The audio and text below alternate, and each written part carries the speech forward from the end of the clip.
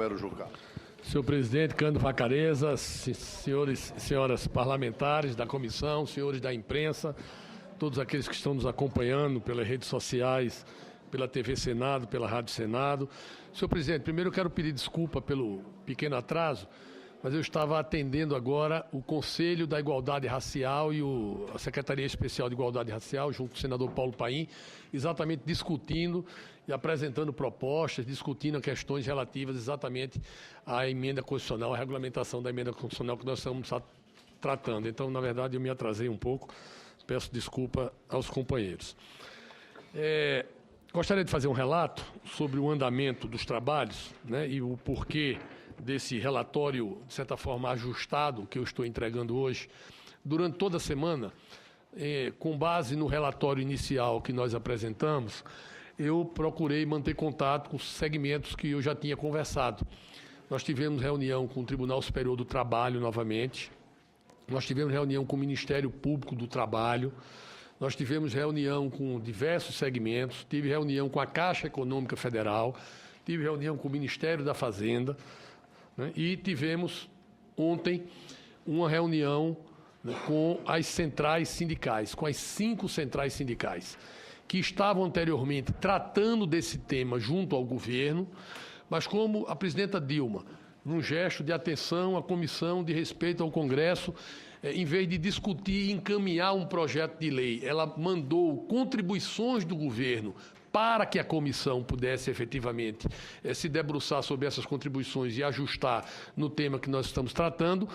De certa forma, as centrais sindicais se viram na necessidade de transferir a mesa de negociação para o Congresso, para a comissão, para que eles pudessem, então, interagir e apresentarem as sugestões. Pediram um prazo até terça-feira para apresentar, até porque o relatório estava sendo ajustado, como eu informei e vou registrar aqui.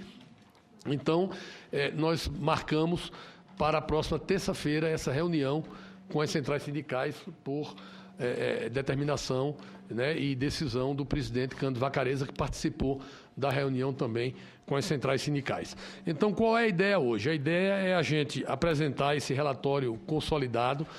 Nós recebemos contribuição de diversos parlamentares, que nós, na maioria delas, inserimos no novo texto, né? E também, com base nessas conversas, nós, por exemplo, retiramos alguns dispositivos e ajustamos alguns dispositivos que podiam ser discutidos pela sua inconstitucionalidade. Então, nós fizemos aqui a correção. Eu vou fazer um relato breve, senhor presidente. O documento foi disponibilizado para todos os membros, o documento está no site da comissão, está no meu site pessoal, www.romerojucá.com.br, né? Então, está no Facebook, nós estamos divulgando de todas as formas possíveis para que as pessoas possam interagir. Então, no artigo 1º, tem uma polêmica que eu estou mantendo no texto como está, mas eu gostaria de colocar aqui para que os membros da comissão já fossem pensando, é que no parágrafo único nós estamos vedando a contratação de menores de 18 anos para o desempenho do trabalho doméstico. Nós estamos vedando isso. Foi levantado aqui por alguns parlamentares que, em tese, isso poderia estar ferindo a Constituição, porque a Constituição diz que pode haver trabalho de 16 a 18 anos em determinadas situações, desde que não seja trabalho noturno e tudo mais. Nós discutimos, inclusive com o Ministério Público do Trabalho e com setores de combate ao trabalho infantil, que reafirmam a necessidade de se manter a proibição dos 18 anos, mas nós temos uma construção alternativa, se for desejo da maioria, que é claro que não vai ser decidido hoje, porque nós só deveremos votar, dependendo da decisão do presidente, na próxima semana, mas o texto alternativo à questão do trabalho proibido de 18 anos seria um outro parágrafo único, dizendo o seguinte: é permitida a contratação de menores entre 16 e 18 anos de idade, desde que em período parcial e que não prejudique o desenvolvimento físico e mental do adolescente e tampouco a sua frequência à escola, vedado o trabalho noturno. Então, isso poderia ser uma saída para esse impasse, porque nós estamos aqui entre duas inconstitucionalidades. De um lado, existe a questão da possibilidade do trabalho de 16 a 18 anos nessas condições previstas na Constituição. De outro lado, existe um acordo internacional que o Brasil foi signatário, que proíbe o trabalho de 18 anos e coloca o trabalho infantil como uma das piores formas, do trabalho doméstico como uma das piores formas de trabalho infantil. Então, na verdade, é um tema que vai ser discutido aqui quando da votação, mas eu gostaria de colocar o senador, o deputado Miro Teixeira, com a palavra. Só para observar, se chegarmos à conclusão quanto à inconstitucionalidade, a inconstitucionalidade não pode ser amenizada. Não pode ser para meio expediente e deixa de ser inconstitucional. Só para ficar esse registro. Na verdade, é porque os defensores dos dois mecanismos discutem inconstitucionalidade.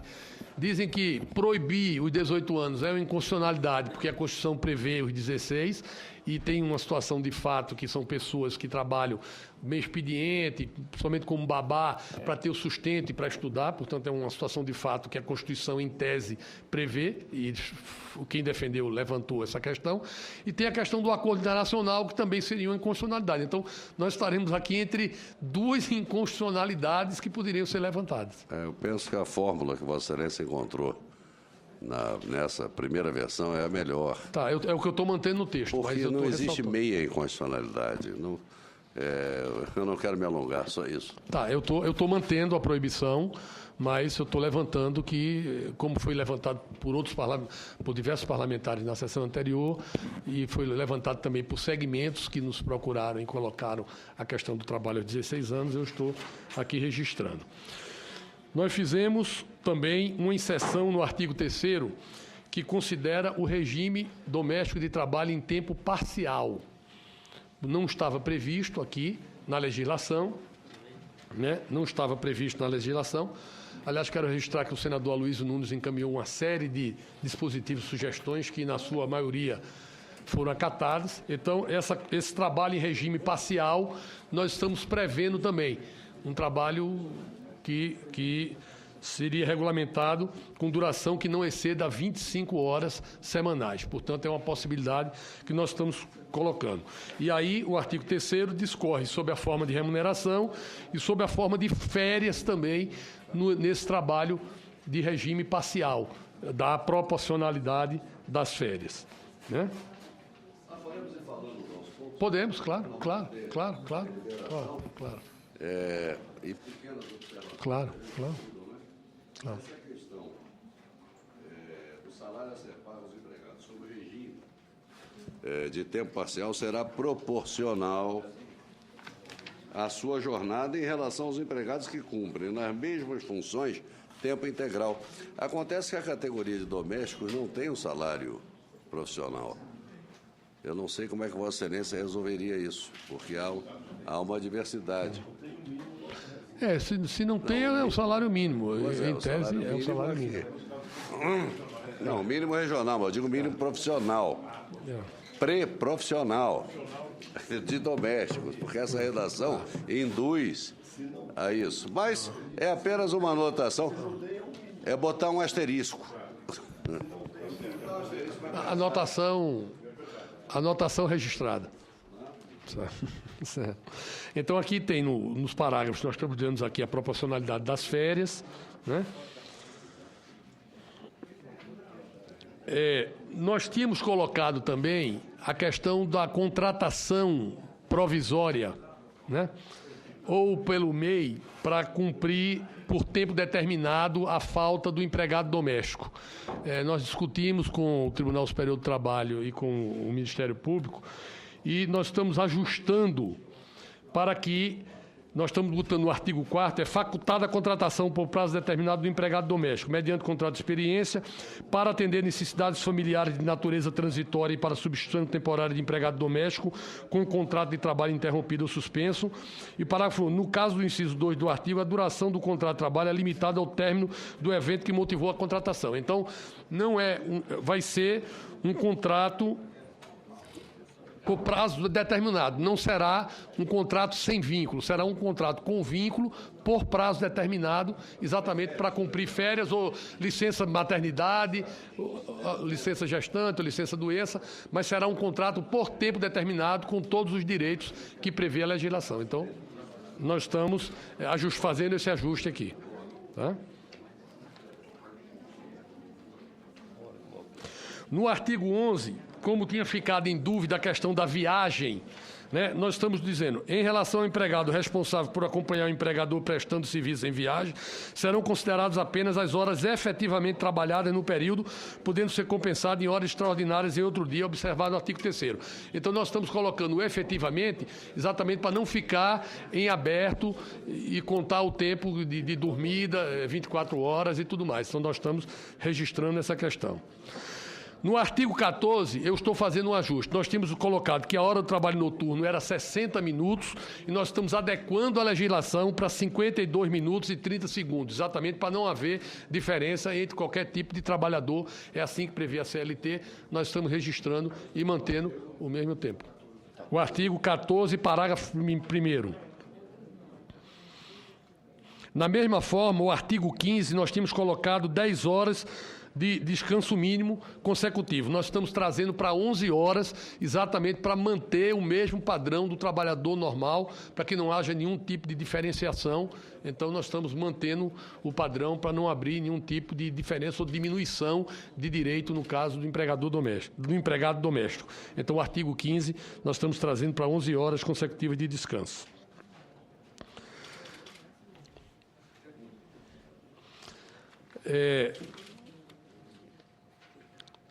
Nós estamos... Nós apresentamos no relatório a questão do período de férias, que poderia ser dividido em até 3 parcelas, com um período mínimo de 14 dias. Isso foi trazido pelo Sindicato das Empregadas. Nós tivemos conversando também com o TST e o Ministério Público. A CLT diz que podem ser 2 períodos. Então, na verdade, isso foi questionado pelo Ministério Público do Trabalho, né, se poderiam ser só 2 períodos com valor mínimo de 15 dias ou a gente manteria os 3 períodos. Não é para ser discutido aqui, mas é um ponto que foi também levantado, que eu vou colocar e vou acatar a decisão da maioria da comissão. Tá? Também colocamos, até por sugestão do senador Aloysio e também do TST, no parágrafo 3º, que é facultado ao empregado doméstico converter 1/3 do período de férias a que tiver direito em abono pecuniário no valor da remuneração que lhe é devido correspondente. Ou seja, o que é possível para os outros trabalhadores, nós estamos também trazendo para o trabalhador doméstico. Então, nós estamos acatando essa sugestão que foi feita também, até dando igualdade e podendo facilitar a vida do empregado e do empregador, se assim for o entendimento entre eles. Como encrenca pouca não satisfaz a gente, e nós temos recebido muitas observações, não é? Então, uma observação única, aliás, única. O caso de um caseiro que não tem para onde ir. Então, ele tira as férias, ele tem as férias, e o proprietário da casa, então, será obrigado a colocá-lo para fora da casa. Eu acho que se tiver alguma possibilidade de ter um parágrafo dizendo que se a pessoa não tiver, enfim, encontrar uma fórmula, dizer que a pessoa não tendo para onde ir, ou sendo de sua vontade permanecer na residência do trabalho, conforme o contrato, eu penso que está se fazendo bem ao empregado nesse caso. Nós já estamos dizendo aqui no texto que os domingos, os dias não trabalhados, as horas não trabalhadas, a questão do caseiro, isso não conta como jornada de trabalho. Nós poderemos também botar, eu peço a Maria Ângela que anote aí. É que no caso de férias não está obrigado, a deixar. Dizer que o gozo de férias no local onde reside não implica em contabilidade para horário de trabalho e que é possível, então apenas fazer essa observação. Porque ele não tem que ser posto para fora. Não, exatamente. Isso não é posto para fora. Nós vamos colocar essa observação também, vamos prever isso. Tá? No artigo 18, nós proibimos as os descontos de alimentação e tudo mais. O senador Aloysio Nunes fez uma proposição, que eu acatei aqui, diminuindo o percentual, que é o seguinte: é facultado efetuar desconto no salário de empregado em caso de adiantamento salarial e mediante acordo escrito entre as partes para inclusão do trabalhador em plano de assistência médica hospitalar, odontológica, seguro e de previdência privada, não podendo a dedução ultrapassar, aí eu caí para 20% do salário. A proposta era 30%, nós caímos para 20%, mas é uma faculdade entre as partes, pode pagar um plano de saúde e haver o desconto. Então, é um dispositivo que nós estamos inserindo por sugestão do senador Aloysio Nunes para discussão, mas eu acho que isso aqui faz parte do entendimento, não é obrigatório, pode haver um entendimento e, de certa forma, é uma vantagem para o empregado, se assim combinarem as partes. Eu estou prevendo essa possibilidade aqui na legislação também. Nós estamos colocando um parágrafo 5º também no artigo 18, dizendo que em caso de dano causado pelo empregado, o desconto será lícito, desde que a possibilidade tenha sido acordada ou no caso de dolo do empregado. Então, é a possibilidade do desconto em eventuais situações. A CLT prevê isso para todos os trabalhadores. Nós estamos prevendo aqui também, no caso, para o emprego doméstico. É o mesmo dispositivo que já existe. Nós estamos trazendo aqui para essa discussão também.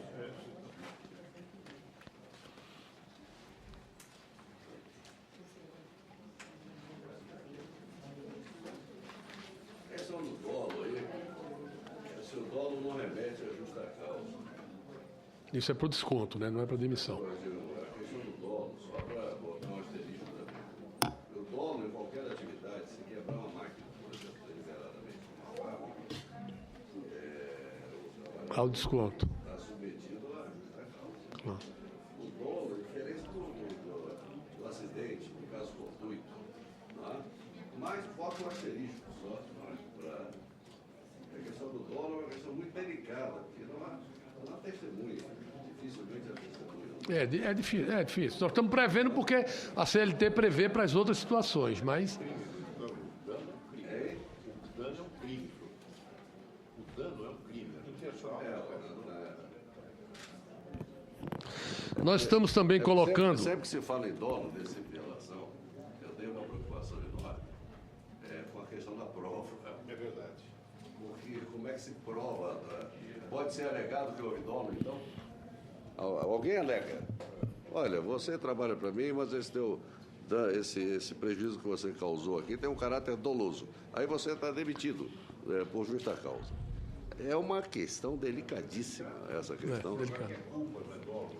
Imagina, caso fortuito. Então, eu peço a assessoria que anote aí para a gente tentar construir uma questão mais clara para evitar... nós vamos estender o dispositivo, mas vamos procurar...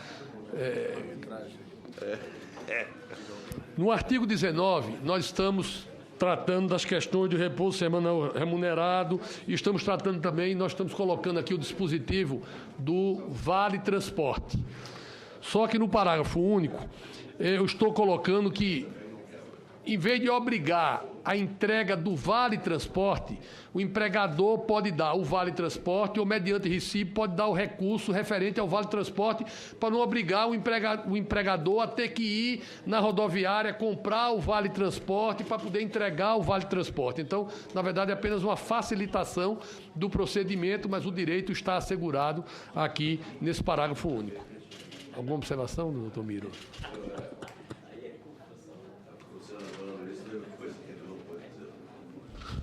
Tá bom.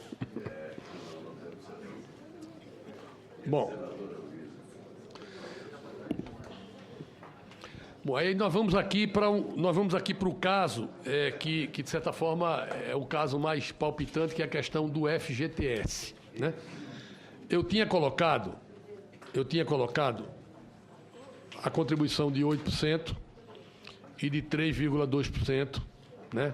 Somando 11,2% no FGTS. Conversei com diversos segmentos, né? Conversei com o governo e, na verdade, existia a preocupação de colocar tudo numa conta só e a gente indenizar tudo sem ter a questão da justa causa, sem levar em conta a questão da justa causa, isso poderia gerar um precedente para outras categorias. Isso poderia gerar, na demissão, por exemplo, por uma violência, por um crime, que você pudesse, de certa forma, acionar o empregado. Isso poderia gerar um direito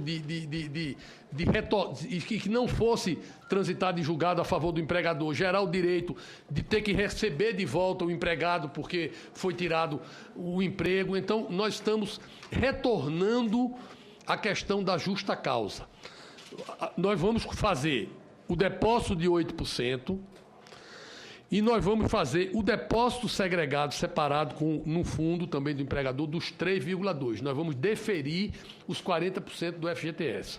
Só que haverá demissão por justa causa ou sem justa causa ou pedido de saída. Se houver a demissão por justa causa ou o pedido de demissão do empregado, esse fundo de 3,2% volta para o empregador. Se não houver, fica com o empregado. Acertei com a Caixa Econômica a segregação das contas. É possível fazer, então operacionalmente já está combinado, não há nenhum tipo de dificuldade.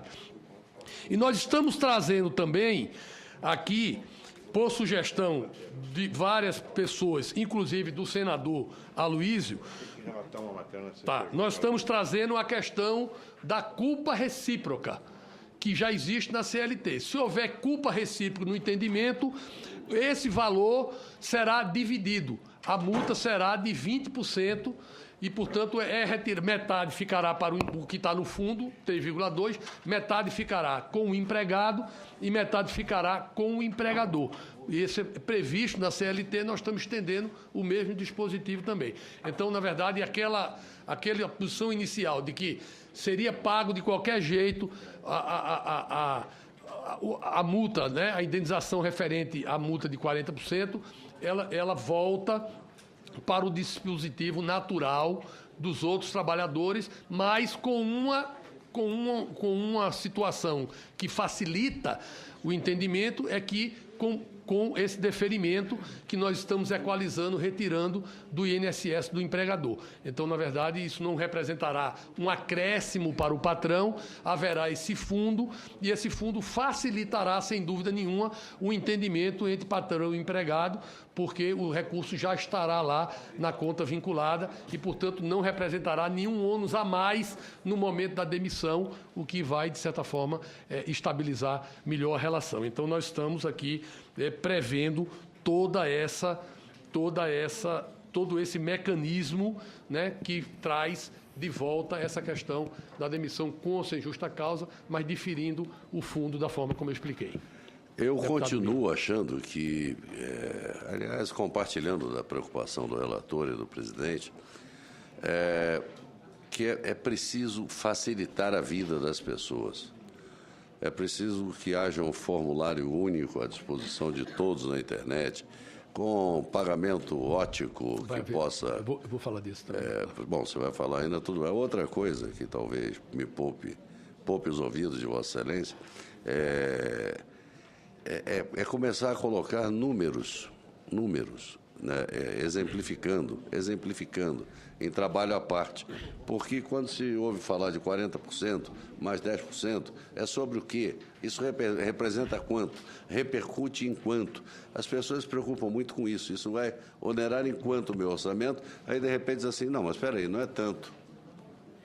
E a discussão, quando sai do plano da letra da lei e vai para os quantitativos que serão despendidos, isso talvez reduza as áreas de tensão. Só para analisar.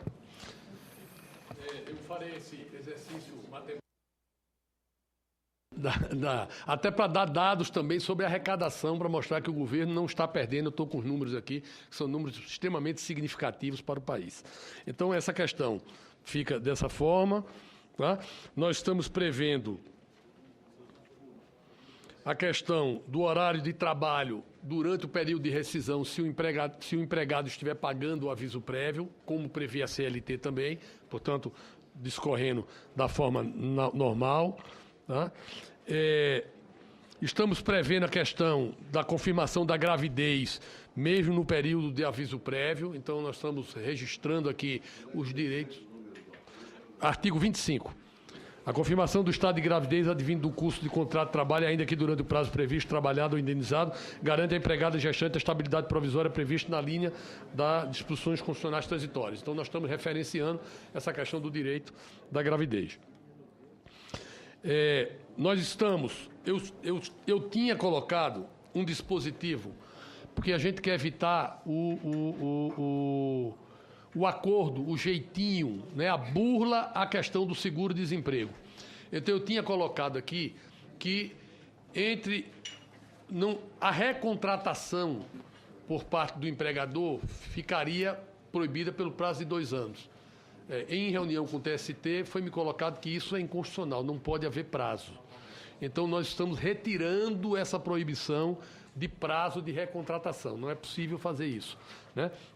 Mas nós estamos, então, registrando no artigo 26, parágrafo 2, que o benefício do seguro-desemprego será cancelado sem prejuízo das demais sanções civis e penais cabíveis, quando pela recusa do trabalhador, por comprovação de falsidade, por comprovação de fraude, por morte do segurado. Então, nós estamos elencando algumas questões que podem ser objeto de ação, né, no parágrafo 2º, exatamente para ressaltar ao empregador que, se ele fazer algum tipo de conluio, se fizer algum tipo... fraude, estelionato... Digam, mas nós estamos registrando aqui na lei, porque como essa lei vai ser uma bússola para o empregador e para o empregado, é importante saber que aquela história, não, me demite aí, eu quero ganhar 3 meses de seguro-desemprego, que eu preciso pagar uma conta atrasada, depois eu volto. Isso é fraude, né? Então, será... Aí no artigo 27, nós estamos colocando os itens que tratam da questão da justa causa, né? O item 1, eu fiz questão de registrar, submeter o idoso, enfermo, pessoa com deficiência ou criança sob cuidado direto ou indireto de empregado de maus tratos e as hipóteses todas previstas no artigo 4.2 da CLT. Então, a legislação de demissão por justa causa será efetivamente a legislação que cobre, né, e que é imputada a todos os trabalhadores do país. Portanto, não há nenhum tipo de modificação quanto a isso. Aí vem a questão do simples doméstico, né? Nós estamos reafirmando a questão dos simples domésticos, dando prazo de 120 dias para o governo implementar o simples doméstico a partir da lei. Eu quero dizer que tratei com o Ministério da Fazenda, o trabalho já está bastante adiantado. Haverá essa guia simplificada, deputado Miro Teixeira, que será feito pela internet. O sistema vai cadastrar o empregador, vai cadastrar os empregados, vai ser um cadastro que vai ser feito só uma vez, depois com o CPF vai se acessar, botar os valores, as contas vão sair. Nós vamos ter o pagamento do INSS do empregador, do FGTS do 8%, do FGTS do fundo de demissão de 3,2%, do desconto do INSS do empregado, que o empregador vai fazer, e quando houver o seguro acidente de trabalho, que é 0,8%, e quando houver o desconto de imposto de renda para valores maiores, o empregador vai fazer e vai recolher também nessa guia. Será uma guia única, emitida com código de barras, que será pago em qualquer local, internet, qualquer correspondente bancário. E importante, esse código de barras, ele já terá no código de barras a distribuição para onde os recursos irão destinados. Então, será um processo extremamente simplificado. Qual o problema que eu estou discutindo com a Receita e com a Caixa Econômica? Esse país é imenso. Existem locais nesse país que não há internet, que não tem como as pessoas acessarem a rede. Então, tem banco postal, mas não tem como o cidadão ingressar no sistema da Receita para fazer o cálculo e emitir a guia. Então, nós estamos vendo se o correspondente bancário tem condição de emitir isso, ou se será uma guia em papel que será preenchida, porque lugares, principalmente da Amazônia, do Centro-Oeste, do interior, do Nordeste, em tese não tem internet. E isso aí é uma dificuldade. Então, nós estamos discutindo ainda essa saída. Uma sugestão Pois não, deputado Miro. Inclua, por favor, entre esses que estão sendo consultados, o pessoal de logística dos Correios. Tá. Não, está sendo conversado com o Correio e o Banco Postal, com o Banco do Brasil. Com o Banco do Postal e não só com o Banco Postal, com o pessoal de agência também, porque tem agência no Brasil inteiro. No Brasil inteiro. Está sendo discutido isso. O problema que eles dizem é o seguinte, é que o Banco Postal ou a agência, ela tem o sistema para ela tem condição de receber a guia para fazer o pagamento. Mas o problema é a emissão da guia, quer dizer, o cadastro do empregador e o cálculo do empregado, que em tese teria que ser feito nessa agência também, o que poderia gerar uma demanda maior. Então nós estamos discutindo isso e haverá excepcionalidade para esses casos do Brasil real, onde não há como se chegar... Senador, temos situações, por exemplo, como é que se resolve pagamento ou benefício para pessoas que moram em áreas isoladas na Amazônia? Eles fazem uma sistemática que tem que ser diferenciada, às vezes, porque tem gente que mora tão longe que ele demora 15 dias fazendo a viagem. Então, se ele vai receber um benefício, até ele voltar, ele já tem que estar de novo. Então, ele passa a vida inteira em viagem. O que é que eles fazem? Eles acumulam. Tem situações até que dá um tratamento cumulativo. Então, realmente vai ter que deixar alguma margem para que a pessoa possa legalizar, fazer os recibos, ou fazer a cada 3 meses, 4 meses. Vai ter que ter uma excepcionalidade posta. Nós estamos discutindo isso, eu espero que na próxima semana a gente já tenha um texto com a Receita, mas eu queria levantar esse tema porque... nós estamos...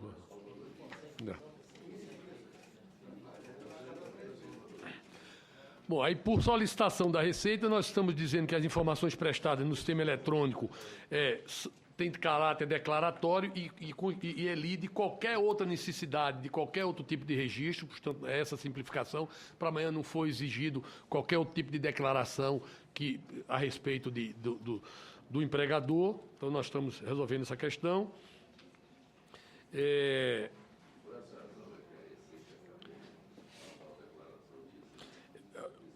Por solicitação da Fazenda e da Caixa, o produto da arrecadação será centralizado na Caixa Econômica Federal e a data será o dia 7, a data de pagamento, porque é a data de correção dos benefícios do FGTS, então nós centralizamos tudo no dia 7, a Caixa fará a distribuição. Nós estamos na legislação previdenciária e tributária, né, ajustando... Nós viemos do artigo... Estamos no 36 agora. 36. Então, aqui, na legislação previdenciária e tributária, nós apenas estamos colocando, né, a questão do acidente de trabalho na legislação trabalhista. Acidente de trabalho, empregado doméstico, empregador doméstico, inserindo na legislação trabalhista a figura do empregador doméstico. Então, é só complementando a legislação que já existe. Nós não estamos acrescentando nenhum tipo de dispositivo, apenas inserindo a figura do empregador ou do empregado doméstico. Então, em toda essa parte trabalhista é assim. Na questão do programa de recuperação, aí já artigo 39, o programa de recuperação, nós estamos levando o parcelamento até 30 de abril, né, porque nós já estamos em maio. A pedido da Receita, nós colocamos o artigo 41, que a opção pelo REDOM, sujeito contribuinte, a confissão irrevogável, aceitação irretratável e o pagamento regular dos débitos consolidados a partir da data do parcelamento, o que é natural em todo tipo de parcelamento, portanto, é apenas uma reafirmação dos preceitos que são exigidos para fazer o parcelamento. No artigo 43, nós estamos botando a questão da prescrição do direito de 5 anos ou 2 anos após a extinção do contrato de trabalho. Estamos realçando essa prescrição, que já é da legislação, mas nós estamos colocando aqui exatamente para que se torne público e as pessoas tenham esse tipo de conhecimento, né? No artigo 44, 11A, por solicitação do Ministério do Trabalho e também do Ministério Público, nós inserimos o parágrafo 4º e o parágrafo 5º na questão da fiscalização, que é o seguinte: o parágrafo 4º diz: na hipótese de impedimento injustificado à realização da inspeção oposto pelo empregador, inverte-se o ônus da prova em relação a questões que poderiam ser provadas mediante a inspeção. E o parágrafo 5º. Em face da suspeita de ocorrência de trabalho escravo, de tortura, maus tratos e tratamento degradante de trabalho infantil ou de qualquer violação dos direitos fundamentais do indivíduo, o auditor fiscal poderá requisitar autorização judicial para a realização de inspeção compulsória no local de prestação do serviço doméstico. Ou seja, se houver algum tipo de desconfiança desse tipo de trabalho, o auditor fiscal pedirá autorização judicial para ingressar no imóvel e fazer a constatação ou a verificação se estiver sendo proibido, se estiver sendo impedido de fazer a marcação da visita da forma como ele está propondo. Eu tenho 2 dúvidas. Pois não. A primeira, essa verificação pelo auditor fiscal do trabalho, com dia e hora marcada, ele pode fazer um tour pelo domicílio ou ele ficará adstrito à área em que é prestado o serviço, a área de serviço, melhor dizendo? Deve ficar restrito à área de serviço, mas... Que não está expresso. Vamos ajustar para evitar que seja uma inspeção em toda a casa e vire um abuso. Que possa servir até alguns episódios políticos aí. A segunda Anotado e ajustado. Não, mas a autorização judicial aí... Aí pode ser até para outra natureza de crime. Busca e apreensão. Pertinente está ajustado. Eu tenho uma pergunta, talvez seja relevante aqui. Alguém falou alguma coisa, eu acho bom ouvir. Pois não? Não. Bom, não vamos... Olha aqui. A outra coisa... Viu, ministro e amigo Miro, no caso da reunião, o regimento não permite que as pessoas falem, mas nós estamos abertos e o relator virá todas as pessoas, mesmo hoje, se alguém tiver... Não, desculpa, é um cacoete, aqui eu ouvi o comentário, eu gostaria de ouvi-lo realmente. Se a pessoa que se manifestou quiser mandar por escrito agora, se for uma coisa importante, pode mandar, outra coisa, a gente ler, não, é porque ou eu quero... se for depois, o relator vê. E a minha preocupação é evitar incidente. O parágrafo 5º. Em face da suspeita de ocorrência de trabalho escravo, a suspeita de qualquer fato precisa ser fundamentada. Em qualquer fato. Quer dizer, não existe busca e apreensão motivada simplesmente por uma suspeita. Eu não estou falando desse projeto de lei. Estou falando de Código Penal, qualquer coisa. O juiz determina, não é?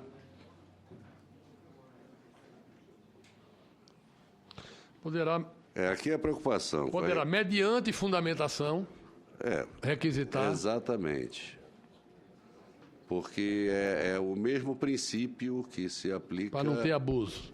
Imagina, que uma coisa... Eu sou do Rio de Janeiro, uma coisa é o Rio de Janeiro, é difícil acontecer isso. Então, agora, o Brasilzão pode ter um delegado do trabalho... Que seja inimigo de alguém, essa coisa toda. Então é preciso fundamentar. Por quê? Porque trará responsabilidade ao servidor. Claro que colocar por lá vai ter que comprometer. Que de alguma forma mentir. Não é? Então, nós colocaremos: o auditor fiscal poderá, mediante fundamentação, requisitar autorização judicial. Acatado e agradecido pela colaboração. No artigo 15...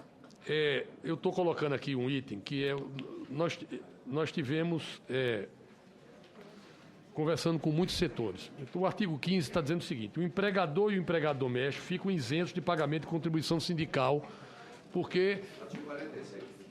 Artigo 45. No meu, não sei se é 46 aí, pode ter mudado O empregador e o empregado doméstico ficam isentos de pagamento de contribuição sindical. Qual é a questão? A questão é o seguinte: primeiro, sindicato de empregadores é algo complicado, porque não é categoria econômica, não tem como definir, não tem como discutir a base de cálculo da remuneração de um dia, vai ser em cima de quê? Do empregador. É uma situação complicada de fazer. Tirando a contribuição do empregador, quer dizer, a gente mantém a contribuição do empregado também. Então, o que é que nós estamos, em tese, colocando isso para discussão, mas eu procurei, de certa forma, simplificar e diminuir a participação do empregado ou do empregador em determinado sindicato, voluntariamente, contribuindo, tudo mais, é possível. Não vamos... Não, é do imposto sindical. Não. Do imposto sindical, é imposto. Aqui está... Não é contribuição. Não, é imposto. É imposto sindical. Aqui saiu errado. É imposto sindical. Hã? Mas é bom dizer o imposto sindical, em vez de botar contribuição, porque contribuição pode parecer que é a contribuição que ele quer fazer voluntariamente. Então nós vamos botar imposto sindical. A decisão é imposto sindical. É o imposto sindical. É imposto sindical. E no artigo 46, atendendo aqui a colocação do senador Pedro Tax e do senador Aloysio, quando foi discutida a questão de que seria lei complementar, não seria lei complementar, eu fui atrás da jurisprudência, da decisão do Supremo, do ministro Gilmar Mendes, que foi feito na lei, já que votamos complementar, e eu estou botando as matérias tratadas nessa lei complementar, que não sejam reservadas constitucionalmente à lei complementar, poderão ser objeto de alteração por lei ordinária. Portanto, a gente está... Qual é a ideia? É manter a unicidade da peça numa lei complementar para não haver compartimentalização, fazer 2 ou 3 leis. Isso poderia gerar, de certa forma, uma fragmentação e até coisas votadas em momentos diferentes, coisas discordantes. Então, nós vamos fazer numa lei só complementar, por conta do FGTS, mas os dispositivos que não são de lei complementar poderão ser mudados por lei ordinária. Já aconteceu isso na lei da micro e pequena empresa e, na verdade, nós estamos lutando aqui o mesmo dispositivo. Então, basicamente são essas as mudanças que nós fizemos. Atendendo a solicitação do deputado Miro Teixeira, eu quero registrar o seguinte: nós estamos na cobrança do empregador e do empregado, nós procuramos fazer uma equação neutra do que é o sistema hoje para os empregados normais. E tiramos a situação do FGTS. Como é a situação hoje do empregado? O empregador paga 12% de INSS patronal.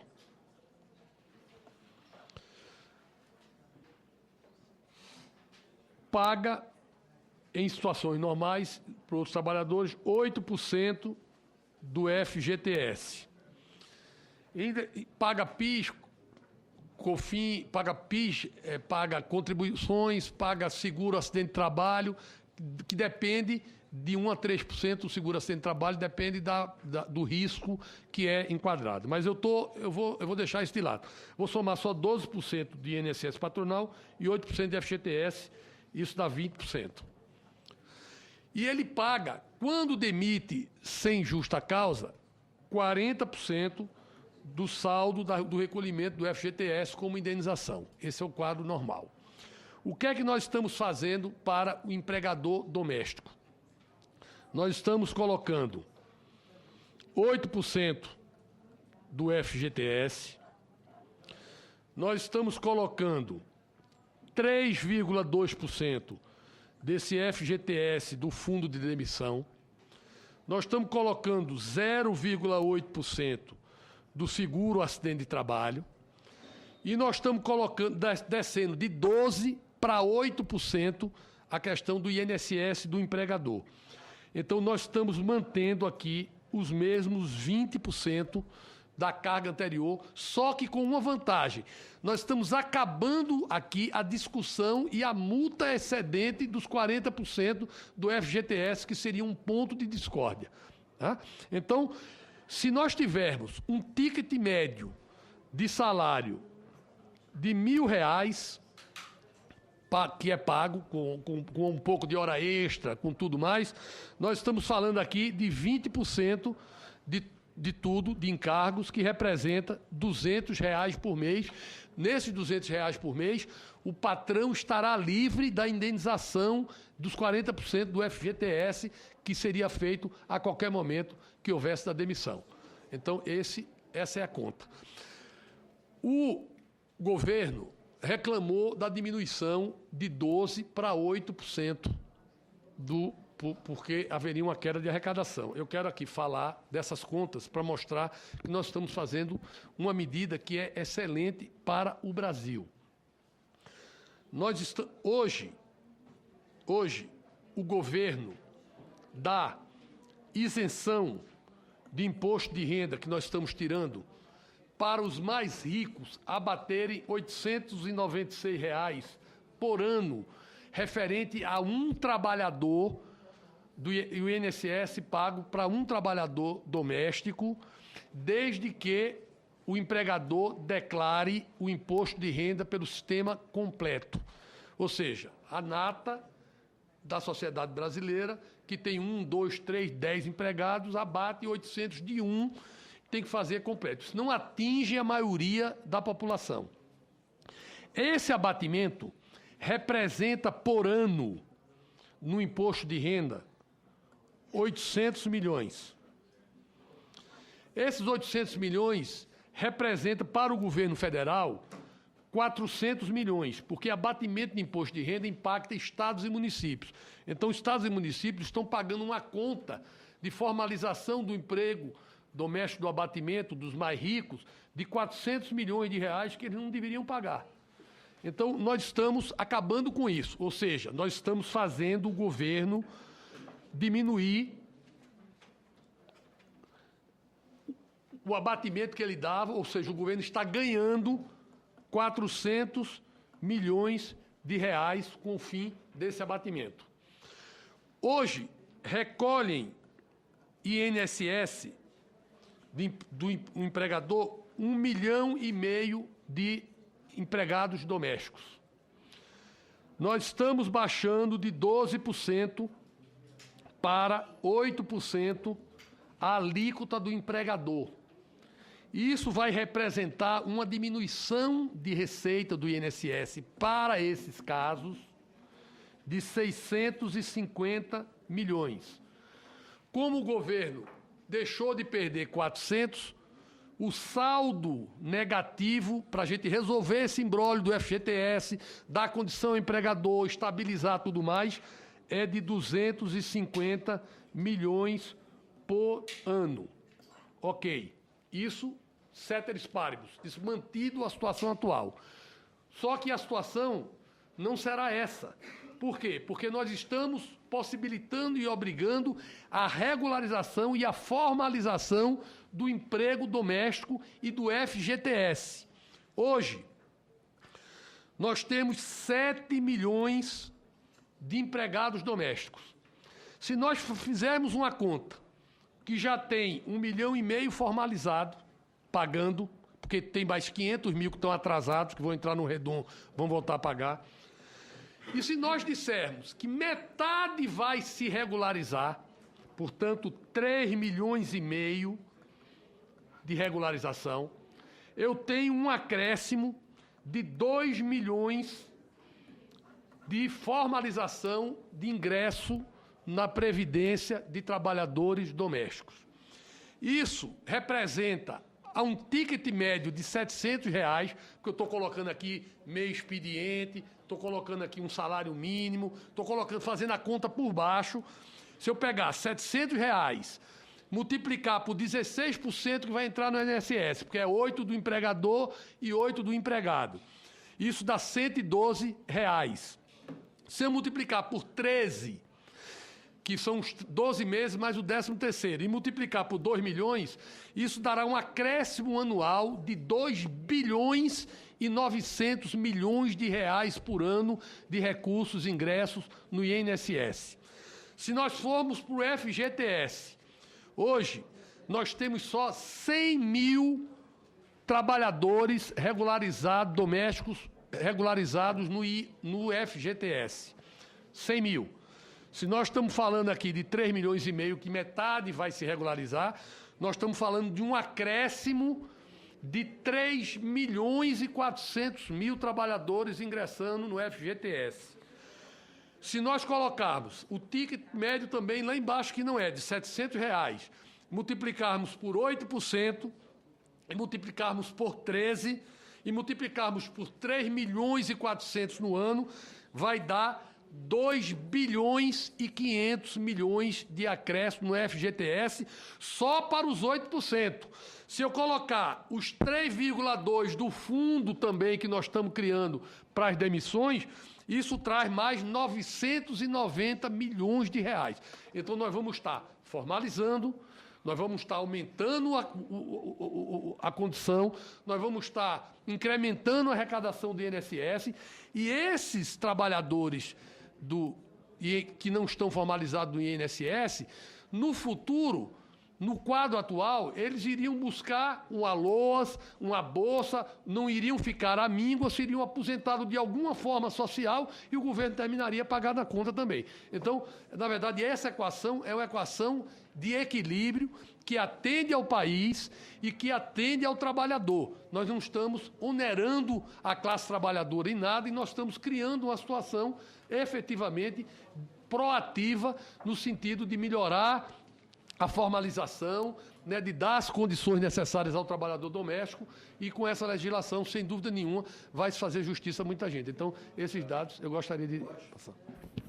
Eu acho